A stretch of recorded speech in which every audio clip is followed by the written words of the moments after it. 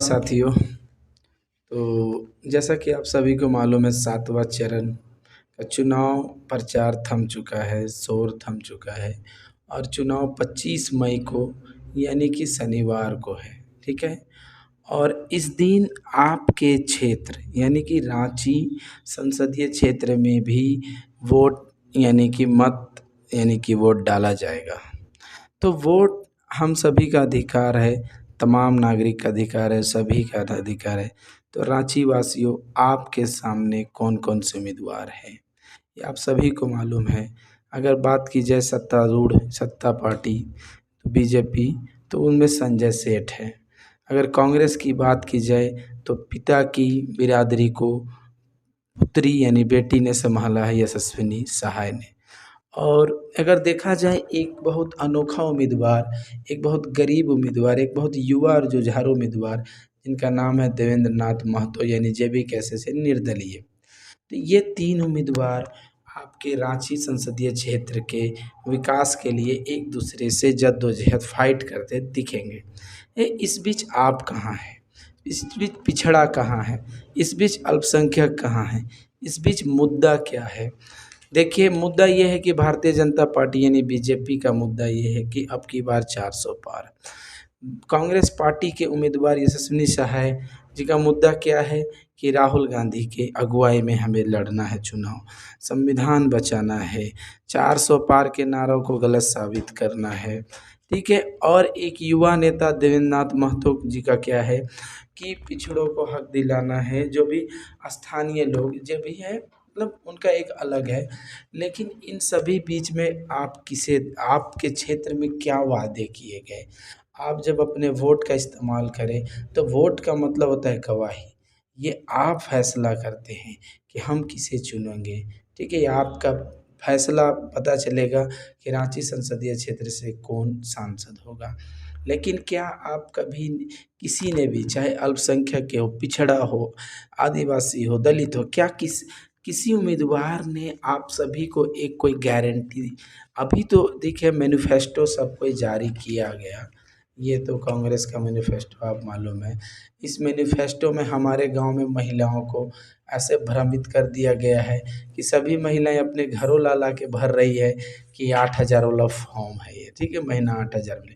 तो हम उन सभी से कह देना चाहते हैं, जब तक 4 जून को काउंटिंग नहीं होगी, फैसला नहीं होगा, सरकार नहीं बनेगी कांग्रेस पार्टी की या गठबंधन की, इसका भी लागू होना संभव नहीं है। तो ये एक घोषणा पत्र है जो जनता के बीच में लाई गई है। अगर इनकी सरकार बनती है तो आप ज़रूर इस पे भी सवाल करें अगर ये पूरा ना हो। देखिए, संजय सेठ जी का तो आपको पता ही है कि रांची लोकसभा के इतने अधिक प्रखंड है जिसमें कोई जानता नहीं है। उनका तो आप जानते हैं विकास के काम कैसा रहा। उन्होंने तो सब साफ-साफ वो कहते ही हैं, मोदी के हाथ को मजबूत करें। भले ही उनका हाथ कमज़ोर हो लेकिन युवाओं को बस वो अपने मोदी जी के नाम पे वोट लेने के लिए एकदम तत्पर है, रोज़-रोज़ यही, ठीक है? हमने तो आज तक कभी अपने क्षेत्र में देखा नहीं। अब अगर देखा जाए यशस्विनी सहाय, उनके पिता 2 बार सांसद, 2 बार मंत्री रह चुके हैं और इस रांची ज़िले का विकास कैसा हुआ आप लोग सभी जानते हैं। अल्पसंख्यक हो, पिछड़ा हो, अल्पसंख्यक के जो भी लोग हैं उन्होंने तो क्या वादे करवाए पता ही नहीं चलता है, और मांझी प्रखंड के अल्पसंख्यक कमेटियों ने क्या वादे कराए पता नहीं। हमको लगता है कि अभी नाश्ते में कभी-कभी बिरयानी में ही हमारे अल्पसंख्यकों का विकास को निपटा दिया गया। लेकिन आप इससे ना कहें, आप अपना वोट सोच समझ के दें, चाहे जिसे देना है, ठीक है? लेकिन ऐसे को वोट दें जिससे सवाल कर सकें, ठीक है? संजय सेठ जी को वोट दे के क्या कर सकते हैं, ये भी बड़ी बात है। सवाल तो करना दूर, उनको तो कभी क्षेत्र में देखा ही भी नहीं जाता है, ठीक है? ये भी रहे। देवेंद्र नाथ महतो एक ऐसे युवा जुझारू नेता जिन्होंने पेपर लीक का मामला उठाया, जिन्होंने एसएससी के पेपर लीक का मामला जेपीएससी पे उठाया, उन्होंने जेल खटा, ठीक है? मैं उनका समर्थन नहीं, लेकिन मैं कह सकता हूँ वो हर रोज़ एक, अगर कोई एक प्रत्याशी है जो ज़मीन से जुड़ा है तो वही है। लेकिन फ़िलहाल क्या होता है कि राष्ट्रीय पार्टी है, लोगों के दिल में प्रेम है, तो ये अभी मुकाबला बीजेपी और कांग्रेस बनाम होता है। लेकिन अगर ये तीसरे घड़ी में अगर देवेंद्र नाथ महतो कुछ बाजी मारना चाहते होंगे, मार सकते हैं, तो उन्हें इस बार थोड़ी मेहनत करनी पड़ी, इस बार चांस कम लगता है।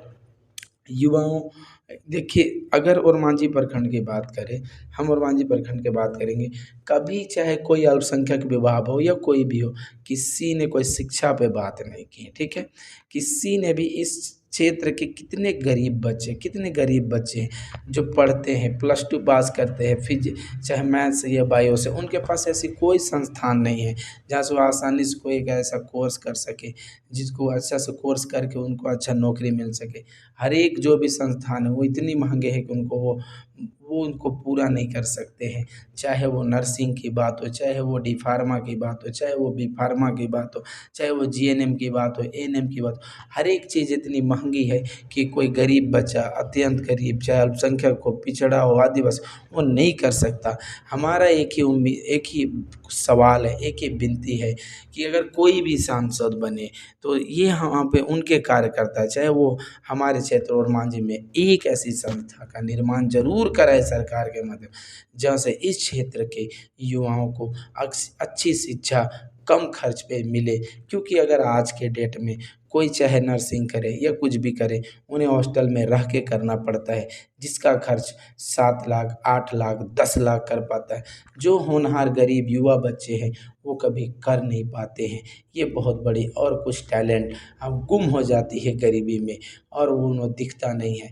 वो तो वही करेंगे ना जिनकी आमदनी अच्छी हो, ठीक है?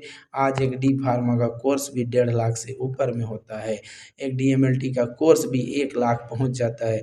कुछ ऐसे युवा हैं, कुछ ऐसे गाँव एकदम सुदूर बस्तियों में रहने वाले बच्चे हैं, जिनका 350, 400 के करीब भी मार्क्स होता है, उन पे कोई नज़र नहीं रखता है। लेकिन हम अपने प्रत्याशियों से यही विनती करते हैं कि अगर जीत किसी के भी हो, हमारे क्षेत्र, हमारे प्रखंड, ओरमांझी प्रखंड में एक ऐसे संस्थान का निर्माण ज़रूर कराएँ, जिससे हमारे प्रखंड के बच्चों का भविष्य उज्जवल हो, ठीक है? यही हम चाहते हैं, शिक्षा जगत में यही होनी चाहिए, ठीक है? जीत किसी के भी हो, अगर हमारे क्षेत्र का विकास ना हो तो फिर क्या फ़ायदा। इसीलिए अपना वोट सोच समझ कर दें, और वोट उसी को दें जिसे भी दो कि उससे सवाल कर सकते हैं। एक बार जीत जाए और 5 साल बाद वो नज़र ही ना आए, ये गलत है। हमेशा आप मानिए कि वोट दें, सवाल ज़रूर करेंगे कि मैंने आपको दिया, आप चाहे मैं कोई भी विजेता हो, आप दिए, वो जीता या ना जीता, लेकिन उससे सवाल ज़रूर करें कि आप हमारे क्षेत्र में क्या किए, कैसे होगा, ठीक है? तो यही था हमारे बीच में छोटा-सा संदेश। आप अपने मत का इस्तेमाल 25 मई को संपूर्ण परिवार के साथ करें, और एक अच्छे भविष्य के लिए एक अच्छे प्रत्याशी का चयन करें और विकास में सहयोग करें। तो ठीक है, इतना ही। जय हिंद, जय झारखंड।